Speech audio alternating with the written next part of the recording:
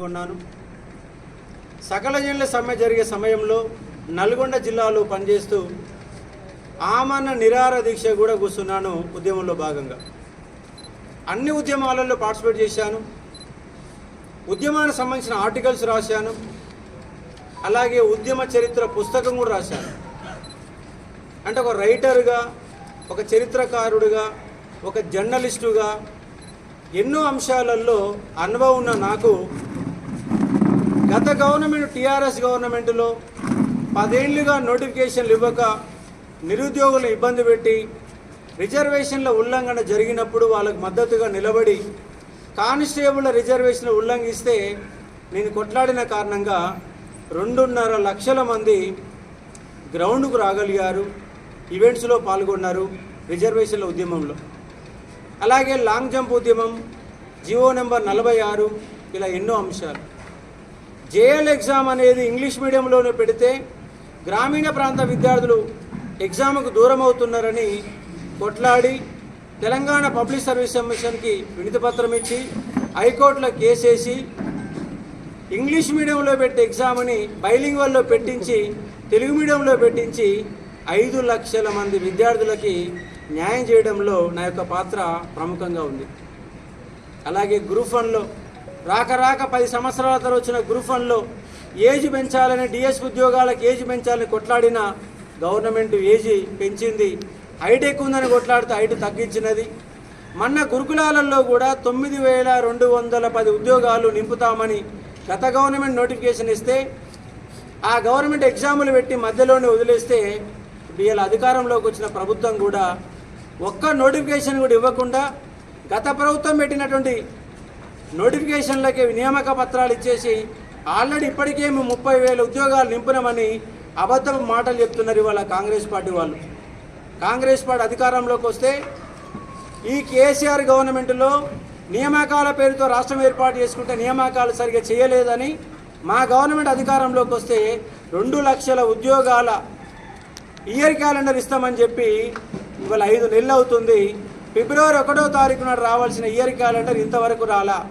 దానిపైన ఒక IAS officer సమీక్ష జరపాలా, ఒక మంత్రి కూడా సమీక్ష జరపాలా.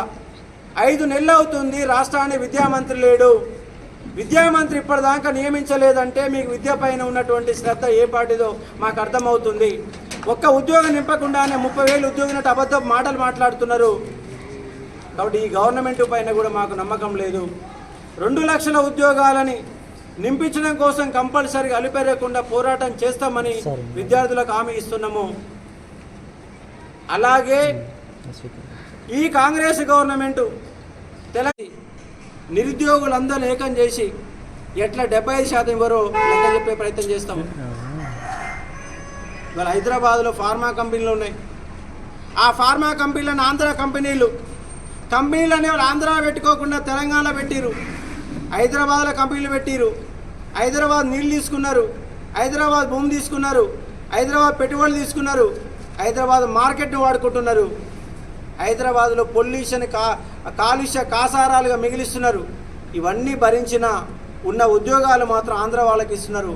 కంపెనీ హైదరాబాద్ ఉంటుంది, ఉద్యోగాలు ఆంధ్ర వాళ్ళకి ఇస్తారు. తెలంగాణ బిడ్డలకు ఉద్యోగాలు ఇస్తలేరు. రేపు ఫార్మా కంపెనీలో తెలంగాణలో ఫార్మా కంపెనీలో 75% తెలంగాణ బిడ్డలకు ఉద్యోగాలు ఇవ్వాలా. సాఫ్ట్వేర్ రంగంలో తెలంగాణ బిడ్డలకు ఉద్యోగాలు ఇస్తలేరు. హైదరాబాద్ అనేది ఒక సాఫ్ట్వేర్ హబ్గా ఉన్నది, కానీ తెలంగాణ బిడ్డలకు ఉద్యోగాలు ఇస్తలేవు. ఆ ఉద్యోగాలు వచ్చే విధంగా ఆ తెలంగాణ విద్యార్థులకి హైదరాబాద్లో ఉన్న సాఫ్ట్వేర్ కంపెనీలు ఏ సాఫ్ట్వేర్లు ఉపయోగిస్తున్నారో ఆ సాఫ్ట్వేర్లలో కోచింగ్లు ఇప్పించి, ఆ సాఫ్ట్వేర్ నేర్పించి, ఇంగ్లీష్ లాంగ్వేజ్ స్కిల్స్ నేర్పించి కంపల్సరీగా వాళ్ళకు ఉద్యోగాలు ఇప్పించేందుకు నా వంతు ప్రయత్నం చేస్తాను. ప్రభుత్వ రంగంలో 2 లక్షల ఉద్యోగాలు నింపేందుకు కొట్లాడుతాను. వాళ్ళ జియో నెంబర్ 46 బాధితులు ఉన్నారు. వాళ్ళకు న్యాయం చేస్తామని అబద్ధపు హామీలు ఇచ్చారు. ఎన్నికల్లో మీరు ప్రచారం చేయమని కాంగ్రెస్ వాళ్ళు హామీలు ఇచ్చారు. విద్యార్థులు ఉపయోగించుకున్నారు. ఆ విద్యార్థుల ఓట్ల పైన, విద్యార్థుల ప్రచారం పైన వాళ్ళ భుజాలను ఎక్కి వాళ్ళ అధికారంలో కూర్చున్నారు. కానీ 11 నెలలుగా వాళ్ళు కొట్లాడుతున్నటువంటి కొట్లాటకి వాళ్ళ కాంగ్రెస్ పరిష్కారం చూపెట్టడం లేదు. రేపు జూన్ 5వ తారీఖు తర్వాత 46 జీవో బాధితులకు న్యాయం చేయకపోతే అశోక్ సార్ ఆమరణ నిరాహార దీక్ష మరోసారి దిగనుండండు. అలాగే ఈ గవర్నమెంట్ 2 లక్షల ఉద్యోగాలు నింపుతామంటుంది, కానీ గ్రూప్ 2లో కనీసంగా 783 ఉద్యోగాలు గత గవర్నమెంట్ ఇచ్చిన ఉద్యోగాలను నింపుతుంది తప్ప ఒక్క పోస్టు కూడా నింపడం, ఎక్కువ అదనంగా ఇవ్వలేదు. కాబట్టి గ్రూప్ 2 వాళ్ళకు 1000 పోస్టులు, గ్రూప్ 3 వాళ్ళకు 2000 పోస్టులు ఖచ్చితంగా పెంచాలని డిమాండ్ చేస్తున్నాం. వాళ్ళు కనుక పెంచకపోతే ఎన్నికల కోడ్ అయిపోయిన మరో తెల్లారి ఆమన్న నిరాహార దీక్ష చేసి ఆ ఉద్యోగాలు పెంచుకునే ఒక బాధ్యత నిరుద్యోగుల భుజాలపైన నేను బలంగా వాళ్ళని మొత్తంగా కూర్చోబెట్టి నిరాహార దీక్షలు చేసి అయినా వాళ్ళకు ఉద్యోగాలు పెంచించే బాధ్యతను తీసుకుంటాను. మొన్న గురుకులాలు పెంచుతామని చెప్పి వాళ్ళు కూడా రాని వాళ్ళు, నిరుద్యోగ సమస్యలు తెలియని వాళ్ళు, ఆర్జెంట్ రిజర్వేషన్ ఏంది, వర్టికల్ రిజర్వేషన్ ఏంటి, జోనల్ సిస్టమ్ అంటే ఏంది, ఏ క్వాలిఫికేషన్ ఉంటుంది, ఎట్లా ఏ విధంగా అప్లై చేసుకోవాలా, దేనికి అర్హత ఉంటుంది, సెంట్రల్ ఉద్యోగాలు ఎందుకు వేయడం లేదన్న అంశాలు ఏమీ తెలియని వాళ్ళు, ఏ మాత్రం అవగాహన వాళ్ళ ఎన్నికల్లో పోటీ చేసి ఒక రాజకీయ ప్రయోజనాల కోసం చట్టసభల్లో పనిచేయడమే లక్ష్యంగా, ఆస్తులు సంపాదించుకోవడమే లక్ష్యంగా, రాజకీయ నాయకులు అవతారం ఎత్తడమే లక్ష్యంగా వాళ్ళ ఎన్నికల మీ ముందుకు వస్తున్నారు. మీరు జాగ్రత్తగా ఉండాలా. ఇటువంటి వాళ్ళ రాజకీయాలు చేసుకుంటారు, వాళ్ళు డబ్బులు సంపాదించుకుంటారు. కాబట్టి అంశాన్ని మీరు అర్థం చేసుకునే ఒక ప్రయత్నం చేయవచ్చు. కాబట్టి ఈ అంశాలపైన స్పష్టమైన అవగాహన ఉంది. ఒక నిరుద్యోగుల జెండా పైన కొట్లాడే అశోక్ సారికి మీ సంపూర్ణ మద్దతు ప్రకటించండి, మీరే గెలిపించుకోండి. ఒక్కొక్కరు ఒక సైనికులుగా మారి ఒక్కొక్కరు 100 ఓట్లు కనుక వేయించేస్తే బ్రహ్మాండంగా 200% మెజార్టీతో అశోక్ సార్ గెలుస్తాడు. కాబట్టి న్యాయం చేస్తారని భావిస్తూ ఉన్నాను.